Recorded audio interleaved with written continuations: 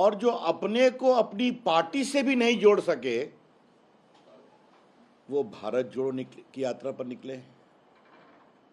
याद है ना, कांग्रेस में एक दरबारी गायन होता है, राहुल जी को फिर अध्यक्ष बनाओ, फिर अध्यक्ष बनाओ। वो कहते हैं मैं नहीं बनूंगा, और बीच में विदेश यात्रा पर चले जाते हैं। तो पार्टी से वो कितने जुड़े हैं ये तो आप सभी जानते हैं। जहां तक पार्टी को जोड़ने का सवाल है, गुलाम नबी आज़ाद चले गए, कितनी बड़ी बड़ी बातें कह गए, वो कैसे आचरण होता है राहुल जी का, और कांग्रेस के अंदर पूरी संस्कृति कैसी दरबार संस्कृति बन गई है। बाकी नेताओं की टिप्पणी होती है। मनीष तिवारी जी को कहना पड़ा कि हम स्टेक होल्डर हैं, हमारी बात सुनी जानी चाहिए। तो कांग्रेस तो अपने लोगों को जोड़ नहीं पा रही है, उनके अपने पुराने समर्पित छोड़कर जा रहे हैं, और राहुल जी चले हैं देश जोड़ने। तो राहुल जी पहले अपना घर तो संभाल लेते, घर को जोड़ लेते तो देश जोड़ने की बात करते।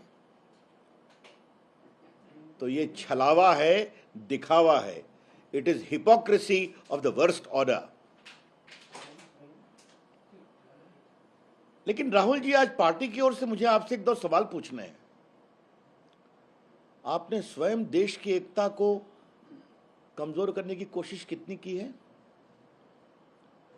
आज आप देश को बताइए, अपनी यात्रा में आपने देश के जवानों से उरी का सबूत मांगा था कि नहीं मांगा था? आपने देश की सेना से बालाकोट की गवाही मांगी थी या नहीं मांगी थी?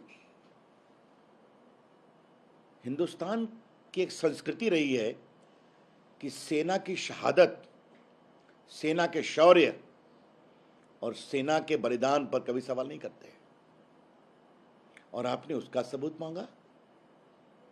ये आपने देश की सामरिक सुरक्षा और सेना के त्याग को भी तोड़ने की कोशिश की, और आप देश को जोड़ने की बात करते हैं।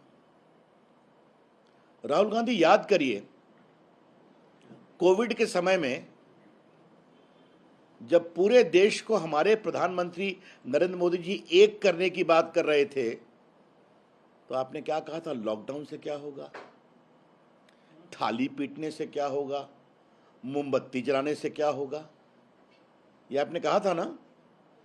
ये सब आपके स्टेटमेंट तो पब्लिक रिकॉर्ड पर है ना?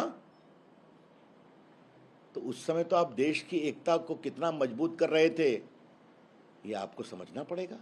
इसलिए आज आपसे पार्टी की ओर से सवाल पूछे जा रहे हैं कि देश की एकता को कमजोर करने का आपका रिकॉर्ड कैसा है, और आप चले हैं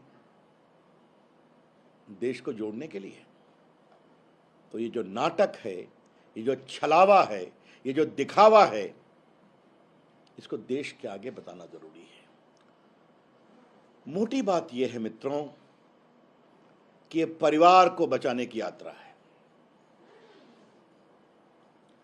ये परिवार का पार्टी पर नियंत्रण बना रहे, उसके लिए यात्रा है। और इनके साथ कौन लोग खड़े हैं?